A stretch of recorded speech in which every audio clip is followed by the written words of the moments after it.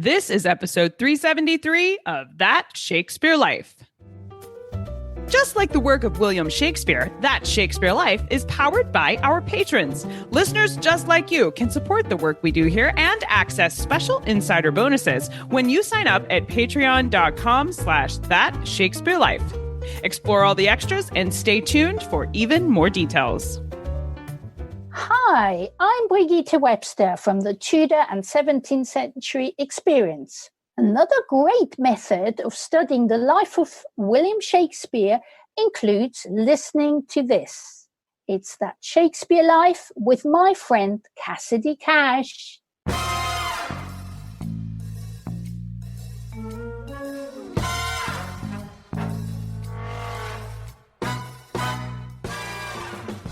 But we do have this strange, extraordinary puppet who's in a little museum, the Museo dei Burattini, out in Budrio in Bologna, and he's called Amleto, and he seems to have been carved in 1667 by Pietro Rosaniero, and to be, I think, our earliest depiction of Shakespeare's Hamlet.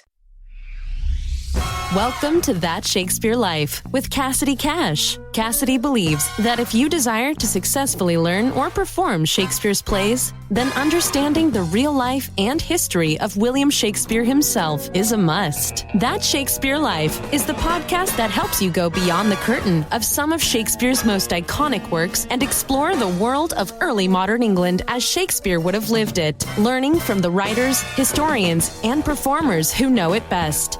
And now, here's Cassidy.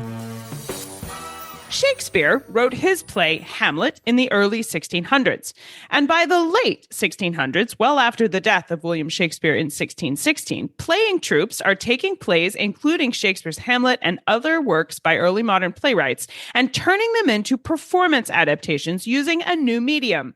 Specifically, they're using puppets. Puppetry, marionettes, and glove puppets perform miniature versions of their human-like counterparts as a popular form of theater entertainment for the 17th century. These are puppet shows that William Shakespeare would have known about, but the surviving ones that we know about are from later and after his death. Our guest this week, Tiffany Stern, recently gave a lecture at the University of Birmingham outlining how the examination of these puppet performances and the puppets themselves, like a specific one that survives from the 17th century named Amleto, suspiciously is similar to the name Hamlet. These puppets can not only shed light on stereotypes that carry over from Shakespeare's lifetime, but these puppets also influence how we understand what it means to be a storyteller. Tiffany Stern is a professor at the Shakespeare Institute at the University of Birmingham. She is an author, speaker, and historian. Her current work takes a look at ballads and ballad history, and she's also been exploring the history of puppets, which is what she joins us today to talk about. You can find out more about Tiffany and some of her work in the show notes for today's episode. Before we get into the conversation today, I want to let you know that there is coordinating visual history all about puppets from Shakespeare's lifetime, as well as puppets from the 17th century, including a picture of Amleto, the 17th century Hamlet puppet, along with some primary documents, museum artifacts, and more, all available for patrons of our show. You can access these extras and explore the visual history while you're listening to the podcast by signing in at CassidyCash.com/episode 373. And now let's dive into the history. Hello, Tiffany. Welcome back to That Shakespeare Life. It's so nice to talk with you again. Lovely to be here. Thanks for asking. How do the representations of puppets like Amleto from the 17th century shed light on the stereotypes of specific characters as they might have been during Shakespeare's lifetime? I know that we have images today that we associate with characters like Hamlet, for example, but it's nice to look back and say, was that the same then as we have it now?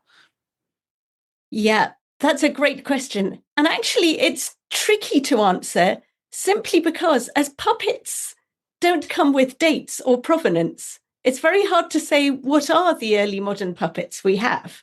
And the other thing is there's no catalogue for looking up puppets. You know, there's a catalogue for looking up books. So I've been thinking, and for a long time, about this puppet Amleto, because he does seem to be a Hamlet trace. So I am going to answer your question, but the context for answering the question is we don't have a ton of them that were sure are Shakespeare puppets that we can look at and analyse. But we do have this strange, extraordinary puppet who's in a little museum, the Museo dei Burattini, out in Budrio in Bologna. And he's called Amleto, and he seems to have been carved in 1667 by Pietro Rosaniero, and to be, I think, our earliest depiction of Shakespeare's Hamlet. And people don't tend to talk to him because they always look for earliest depictions in books. But we've got this amazing puppet. So now, having given all that context, I'll now say what that tells us about stereotypes. And I think what I found very exciting about this puppet is, so he's called Amleto. He wears black, that you might expect.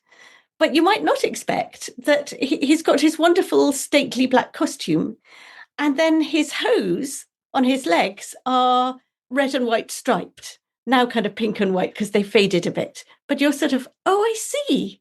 He seems, this puppet, to be a man in mourning, but also to have clown legs. And you're kind of, well, that makes sense as some sort of memory or representation of what Hamlet was like. So he's got that. Then he's got blonde hair. And you're kind of, well, okay, Hamlet, Danish, yes, blonde, sort of makes sense. The hair is down. Traditionally, hair down tended to mean mad. I mean, of course, it's a puppet, so you can put the hair up or put it down. But there it is with the stripy legs, the mad hair. His hand is skull receptive. It can hold a skull. So all of these show him to be, if he is Hamlet, and of course, that's always open to, everything's open to question. The museum owner says he's Amleto. I'm inclined to believe him. There are people who are not inclined to believe him, but that seems to be out of some weird dislike of puppets and love of things that are in books. So this seems to be the earliest representation of Hamlet we have in this puppet form. And he has various stereotypes that make him very much like a memento mori. You know, you get those pictures that sort of remind you that you're going to die, and they have blackness and they have skulls and things. And you're kind of, oh, he is like a memento mori. So I can see him working in lots of other plays as a figure of sort of, you'd better think about death now. But he's also sort of parodic and funny in that way that puppets are. When Shakespeare was writing his Hamlet, was he using stereotypes already in existence for characters like Hamlet? Because, of course, Shakespeare didn't invent wholly the Hamlet character, but was Shakespeare trying to create his own version or hearkening back to older things? It's an interesting question. And I think Shakespeare was doing both. As you say, he was in many ways not original. He wasn't original in terms of story. He nearly always borrowed a story if he could. And I think in some ways he wasn't original with characterization. And I certainly think with something like Hamlet, as I say, he's going for the things that are already attached to memento mori images, and he's putting them on Hamlet. And that means he's familiar as a type and you know how to read it, but he's also strange and magnificent because of his language. So definitely Shakespeare was doing that. And the other thing I think Shakespeare was picking up with, particularly with Hamlet, is we do have pictures of the Danish mythological figure Amleto, who lies behind Hamlet. And when we see pictures of that figure, he's usually shown carrying a big circular thing, which is in fact an orb because he's a king. But actually the image of the man and the circle, I think Shakespeare had probably seen some such images. They were much reproduced. And he just turned the circle that's usually an orb into a skull, but it's kind of the same position and the same expression. So I definitely think he used stereotypes, and then being Shakespeare, the way he used stories and made them his own, I think he used stereotypes and made them his own. What does the history of puppet performance tell us about the migration of stories like Hamlet and Dr. Faustus from England over into the rest of Europe? One thing that I find fascinating about puppet stories is that puppets break down barriers and borders and kind of remind us how European a lot of our interests and stories were. And just to tell you really briefly, the circulation of the story of Dr. Faustus, which becomes one of the great puppet shows. But anyway, the Dr. Faustus story is originally a folk book, a chapbook written in Germany about a man who sells his soul to the devil. And that German chapbook becomes super popular, and it circulates all around Europe, and it is speedily translated into Dutch and into Danish, and it comes to England and it's translated and it becomes a ballad, and then it becomes a play by Christopher Marlowe. So already I'm interested in the fact that whenever we talk about plays like Hamlet or like Dr. Faustus, we always talk as though they are the original thing. Anything before it is the source for it, and anything after it is the adaptation of it. But you're kind of, oh no, both those plays are adaptations of European sources.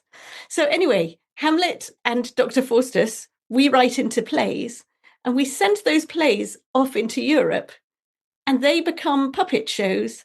And the puppet show of Dr. Faustus becomes incredibly popular. You can still see it all over Germany, the Czech Republic now, different versions of it. And Goethe sees a version of that puppet show, and it is so deeply influenced by it that he writes Goethe's Faust, one of the great works of German literature. But what we actually see is a German folk book becoming an English ballad and play, becoming a German puppet show, becoming a German work of high literature. And through puppets, you see stories going from one country to another, flipping between high and low literature. You know, they're amazing vehicles for narrative. So I think puppet shows help us break down the borders between countries, help remind us how continental a lot of our sources are, as well as how continental our adaptations are. And maybe also puppet shows, they're hard to write about or think about because the shows themselves don't tend to survive, just their names or just a puppet. And so it's easy to forget about them, but they were massive. Just because they don't survive doesn't mean they weren't massive. And I think the puppet narrative is a big forgotten story in what was happening in literature in the early modern period. So, except, or should the word be literature? Because what's literature without literature, as it were? You know, I think this also helps us or forces us to think through, how does story relate to narrative? How does person relate to little wooden person? And, you know, and how does song, you know, all these different things, they all circulate. And when we just think about the literary artifact, we're not really telling the correct story. You were talking about how they were such a huge part of culture and just as influential as some of the other places we look to, like theater performance or written literature to look at for this. But I wonder about the practicalities of a puppet performance. I mean, I think about how you would only need one human controller to play up to 4 characters when you're looking at, you know, a marionette performance, for example. How does that structure influence how a puppet story is adapted into other formats? Yes, it's a huge question, because what indeed does seem to have happened is that English companies went to the continent, you know, maybe starting off as well-sized companies with kind of 12 or so people, but they'd marry off and they'd die off. And at a certain point, they wouldn't have enough people to do their people plays. And then they'd turn them into puppet shows, because now you can do a 15-person play with 4 puppeteers or something. So there's the whole other issue that puppet plays aren't necessarily different from people play. Well, we just don't know because we don't have them. But very often you simply reduce your play because you don't need as many actors for a puppet show. But the practicalities of reducing, I mean, you're going to get rid of minor characters because it's not going to be worth it in puppet terms, in hand terms. But the other thing is, when you're doing a play as a puppet show, no one's interested in authorship. And indeed, those plays are kind of oral, and they're getting sort of reworked, rethought on some level, I think, quite often in performance. So the kinds of things you change are, if it's a puppet show, you need to sell and do what puppets do best.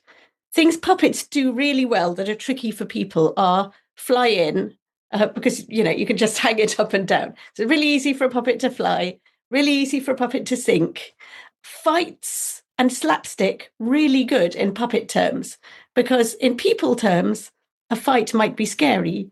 And in puppet terms, a fight is sort of adorable, a little bit, and lots of clonking wood sounds.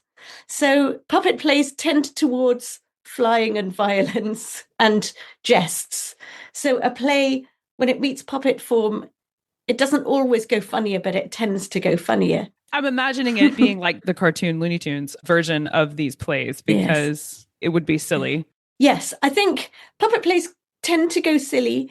And the other thing is that when English plays were taken to the continent, and they were put on in the continent, but people could see them, but they couldn't understand them. So you usually had a bilingual clown. This is with people plays, to help translate the play, to tell the story of what's going on.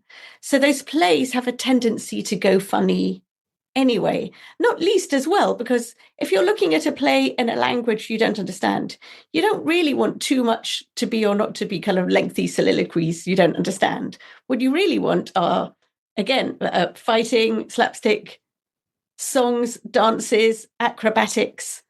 So those plays, those English plays that went to the continent, tended to become much more physical, much funnier and much shorter anyway. And then if that thing is what then becomes a puppet show, now it's kind of exuberant, but rather different from all the things we might admire about it. But as I say, this was not a form of theatre that knew about or was interested in authorship. It was interested in giving people a good time so that they'll pay money. In her presentation for the Thursday seminar at the University of Birmingham, England, Tiffany talked about the format of a puppet show, which includes the presenter known as the interpreter, which you mentioned just a second ago, having the bilingual clown. But Tiffany, explain for us how this worked during a presentation and what was the role of the interpreter? Yes, right. So the structure of a puppet show was you'd have your puppets, they'd do their show, but there'd be a person, a guy, I think nearly always a guy, with a stick in front of the puppets, between the puppets and the audience. And he was the interpreter. And he is someone who can speak puppet and can speak audience. And he can see you both and he speaks to both of you. So for one thing, he can do kind of interplay between the two. So a puppet can whisper to him, "What's that you say? That person in the audience is really beautiful. What, this one? She's really beautiful." You're kind of, oh, the puppet loves you. And, so you can have that banter. But the other thing is, it was not unusual for the interpreter actually to say all the puppet's words. He could point at a puppet and then go, "Good afternoon, Hamlet," and then point at the other puppet and go, "Why, my good friend Horatio." So the interpreter was this extraordinary and very powerful character. And Shakespeare is fascinated by the puppet interpreter and refers to him in a few plays. So Shakespeare has clearly seen puppet shows and has seen such interpreters. And he has Hamlet say to Ophelia, horribly, "I could interpret between you and your love if I could see the puppets dallying." And you're kind of, oh, you could interpret between Ophelia and Ophelia's love, but you, Hamlet, are Ophelia's love. Oh, my word, you could interpret you two. And you're sort of, oh, Hamlet's a kind of evil interpreter.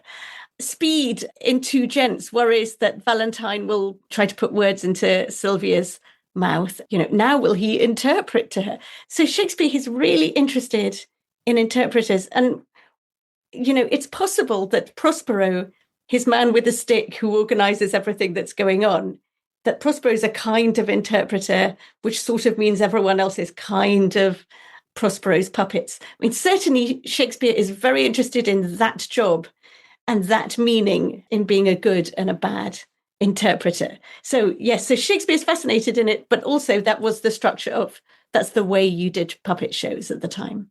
Where would these puppet shows have been occurring? I mean, you're mentioning that Shakespeare is familiar with them. Would they have been happening, on the streets, or would they have been occupying the same theater spaces that he was in? Do we even have that history to know? We only have a bit of the history. So there were a couple of places in London. One was on London Bridge, where there was a pretty continuous marionette performances. But also they would turn up in fairgrounds, and we get that in Ben Jonson's Bartholomew Fair. So I think we know about them a bit, and we can catch them when we look at records early English drama, we can catch them cropping up across the country. But also, I think they're going the route with the fairgrounds. And that also is interesting to me, because there's one way that literature circulates as books, which goes one route, a sort of literary route. And there's another way literature on a different level circulates with fairgrounds and goes that route. And ballads and puppet shows follow the fairground route. Are there any early modern lost plays which we no longer have copies of, but that could have been adapted after the early modern period into puppet performances that would allow us to glimpse through what we know about the surviving puppet performances, what the original early modern lost play might have been?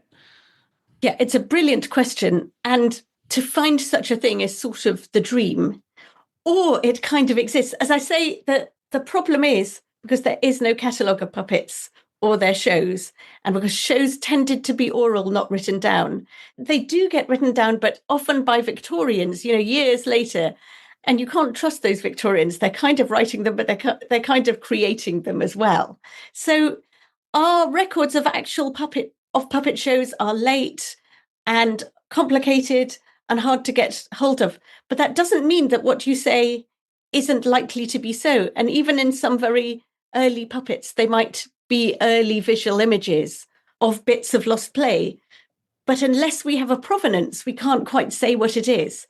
So I find researching puppets absolutely fascinating and also kind of horrifying and annoying, because I'm used to researching books. And, a book, it comes with its date, it comes with its author, you know which library it's in, you know what other libraries also have it. And a puppet, you have none of that. And even if you think, with a puppet, even if you think, gosh, this is a very old puppet, how old is it? Often, as I say, it comes with no date. But even if you were to scrape its leg and do an analysis of its DNA, date it. A, you'd only date the leg, which might have been replaced.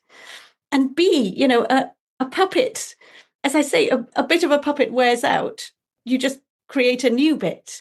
They don't quite have period.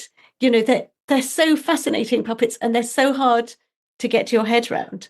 And in fact, in the early modern period, it was fairly usual that the great puppet makers were in Italy. So it was fairly usual for them to send out puppet heads, and then for people to make the puppet body in their own land.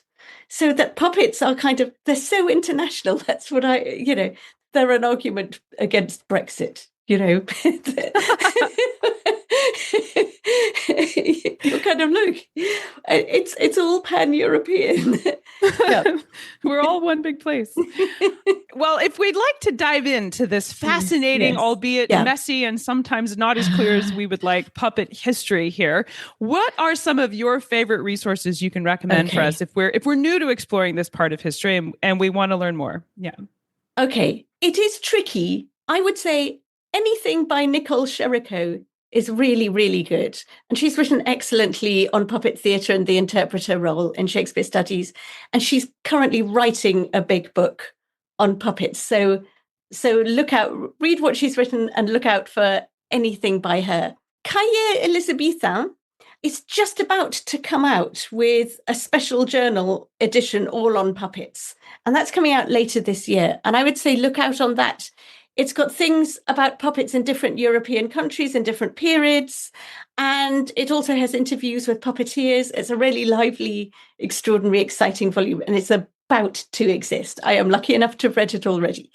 The things that I'm thinking about, I'm currently writing up for a book that'll come out, I think, next year. My piece is called Vienna 1667, Northern European Puppet Shows as Travelling Literature. So I'll give you references for all of those. But those are, I'd say, there are plenty of places to look. But the story is weird. And it's also interesting to me that different countries tell what is essentially the same story in really different ways, depending on their agendas. So some countries love their puppet heritage and some don't like it at all. We will look for these upcoming publications to dive into this part of the history of puppets. And I know that you're wondering where to keep tabs on this. So don't worry. We will place links to these and where following it means in the show notes for today, so you can check on those and know where to go.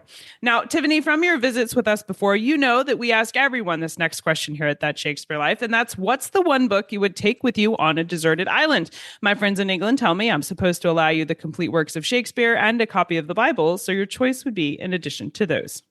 Yes. And as I'm lucky enough to have been on this show before, I think I'm gathering a bit of a library.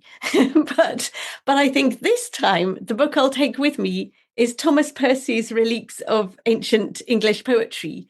Relics. He had it in old-fashioned spelling because this is his book, his collection of ballads. I'm working on ballads at present. I'm just completely fascinated by ballads, but I'm also fascinated by Percy, who was so tremendous at gathering these ballads together and then so awful mucking round with them, because he sort of thought that they were a marvelous ancient literature and showed how brilliant we were without the classics.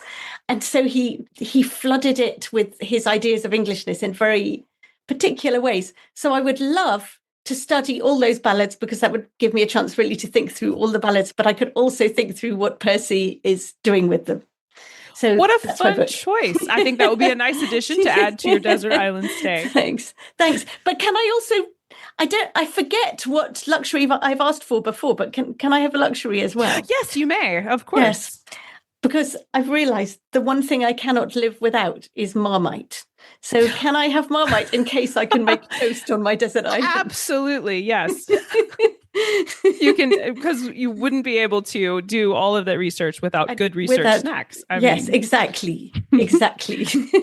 So what's next for you? What are you working on now that you're excited about? So I am currently working on ballads. And in a way, it relates to the puppet story, because these are all things that abut on plays, but aren't quite plays. But we can think about plays differently by thinking about them. So I'm working on ballads that are either in plays or after plays or about plays, and that were sold directly outside playhouses. And basically, I'm making a couple of points. And one is that ballads are getting product placed a lot. So there's clearly some connection between the playhouses and the ballad printers. And the other thing is that ballads, because they're sold right by the theatre, sung and sold by the theatre. And I say sold because they're on a big floppy folio sheet, so you can buy the words. So they're sung and sold by the theatre. And as far as I can see, they're kind of, and we haven't quite recognised this before, but they're theatre merch. So I'm interested in ballads, product placed and as merch by Shakespeare, Johnson and his friends and their friends. That's very exciting. How much fun to think about what would have been sold in the equivalent of an early modern theater gift shop. I think that sounds really exciting. I'm looking forward to see what you uncover there. Thank you so much, Tiffany Stern, for sharing with us this exciting part of puppet history and helping us understand this part of Shakespeare's life that much better. It's been fun talking with you today. Great talking to you. For more information on Tiffany Stern, her research into the history of Shakespearean puppets, as well as a helpful list of the resources she's recommended for you today, including all the right spellings for the titles and authors, alongside clickable links that take you directly to the resource you're searching for, visit the show notes for today's episode at CassidyCash.com/episode 373. That's CassidyCash.com/EP373. Remember, while you're on the show notes page, to access the bonus content related to today's episode, including pictures of Amleto himself, along with museum artifacts related to puppet adaptations of Shakespeare's plays. Be sure to click the detailed show notes button on our regular show notes page.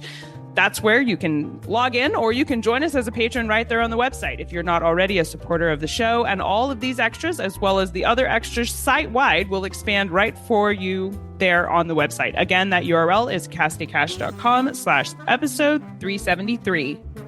Patrons of our show, remember to check out the Studio Insider Resource Library this week. We have an ebook on puppets. It is a printable history book of puppets, not just from the late 17th century, but puppetry was active during Shakespeare's lifetime as well. And you can download this resource as a Studio Insider at patreon.com/thatshakespearelife. This guide is also available to purchase individually from That Shakespeare Shop on CassidyCash.com if you'd like to check out this ebook without becoming a patron. So find all those details at CassidyCash.com. That Shakespeare Life is researched and produced by me, Cassidy Cash. Our audio engineer is Gary Mayholm. That's it for this week. Thank you for listening. I'm Cassidy Cash, and I hope you learned something new about the Bard. I'll see you next time. Bye-bye.